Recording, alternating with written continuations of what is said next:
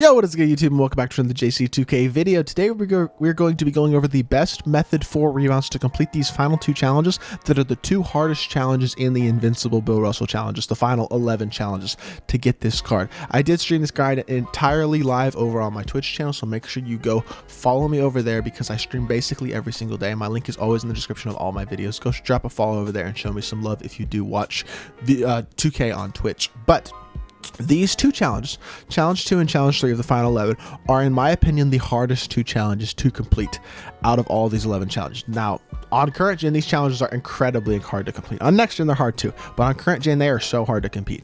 Like competitive players, people like TyDeBo, people like myself, have struggled significantly with these challenges. That is how hard they are to complete. And I think if I give you all my rebound method, it's going to make it at least a bit easier for you to hopefully be able to complete these challenges in a more timely manner and with more success and more ease. You can also use this method in the other teams that have rebound challenges, because there are a lot of other challenges that require you to get 5 or 6 rebounds with any player, but it's definitely hardest in these challenges specifically, where you are required to get 8 rebounds with James Worthy in this challenge, and then you're required to get a double-double, so 10 rebounds is the best way that I found to do this. 10 points, 10 rebounds with any player in this challenge. So I am going to show y'all my method to getting those rebounds in these challenges. So let's hop right into this one and see what that method is. So my method for these challenges is basically to get the ball to the second tallest player's hands because he's being guarded by KG and you want to be guarded by KG, and then call a pass and screen away so you can space the floor, and then you want to go to the side that James Worthy's on, call for a pick and roll, not a pick and fade, pick and roll,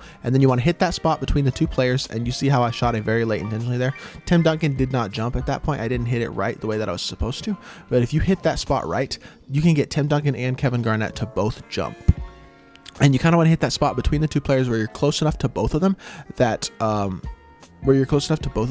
you can get that both players to jump basically, and then it basically gives you a free lane to the basket with Worthy. So call pass and screen away, go over to Worthy, and then shoot between those two players. I screwed up again because I didn't get deep enough that time, but you're trying to get Duncan and KG to both jump, and if you can get them to do that, you basically have a free lane to the basket to get that rebound with Worthy. And this is the method that I used. It did take a couple tries, but it's the best rebounding method I found. So call for a pick and roll, come right here and shoot right there. You see how they both jumped? I didn't get the shot off that time, but I still got the rebound with Worthy.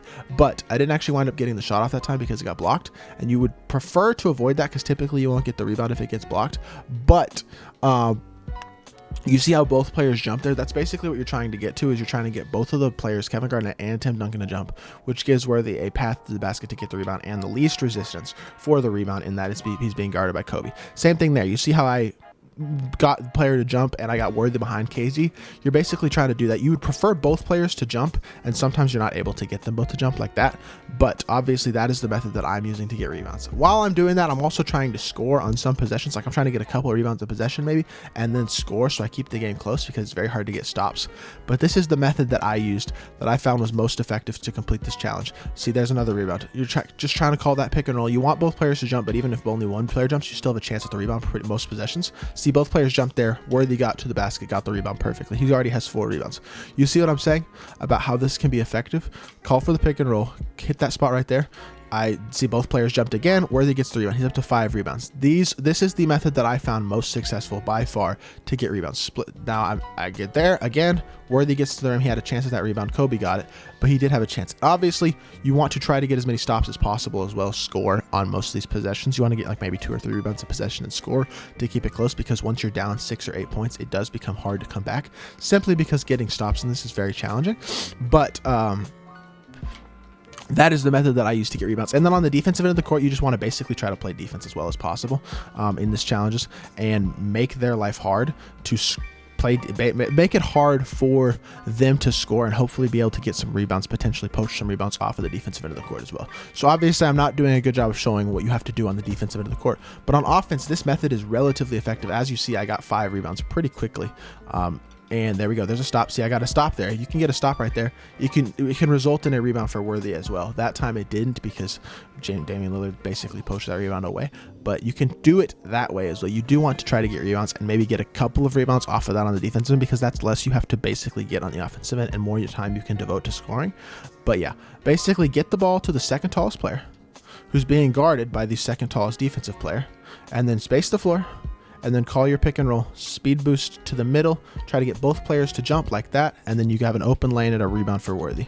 See, I'm at 6 rebounds right there. Obviously, I didn't score, but that is the method that I use to get those rebounds, and I think it is the most effective method that I have found to get rebounds for these challenges.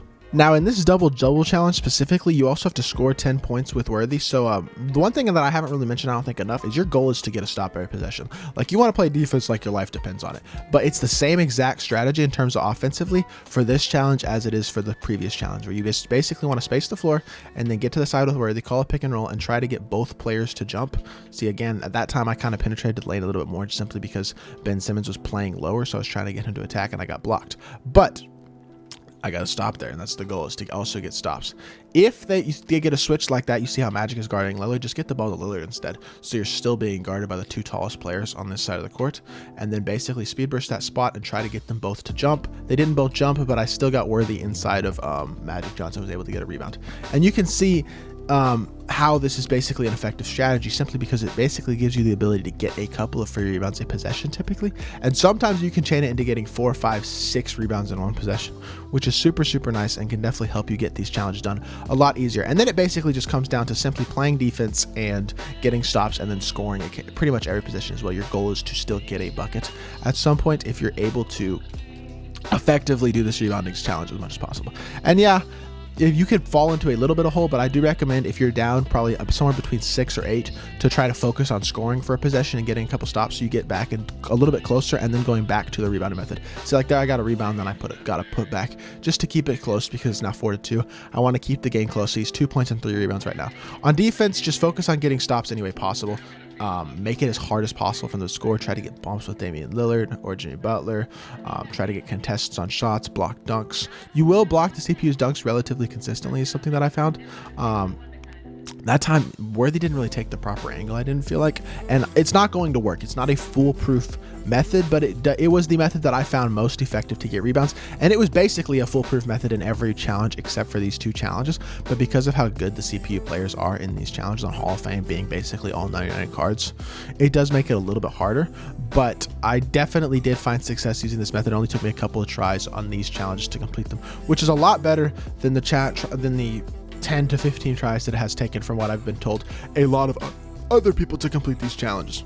So in conclusion, that is the method that I found most effective to get the rebounds for these spotlights. Obviously, you're going to have to couple it with stops on defense, which can be hard to do on Hall of Fame, but there's not really a method that I found to just like getting stops effectively on defense. It's mostly just about playing good defense and focusing your best and locking in on the defensive end, and then trying to only shoot the shots that look like they're going to get both players to jump on the offensive end of the court, and then it'll get you the opportunity for the rebounds, and taking some easy buckets as well so you can keep the score close while you're still trying to get those rebounds in challenges.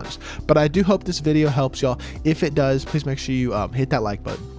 Leave a comment, let me know what you think of this video, and if it helped you, and also make sure you hit that subscribe button if you haven't already, because I'm dropping 2K content pretty much every single day, and I would really appreciate your support. So I'll be back with more 2K content very soon. I appreciate y'all. Peace.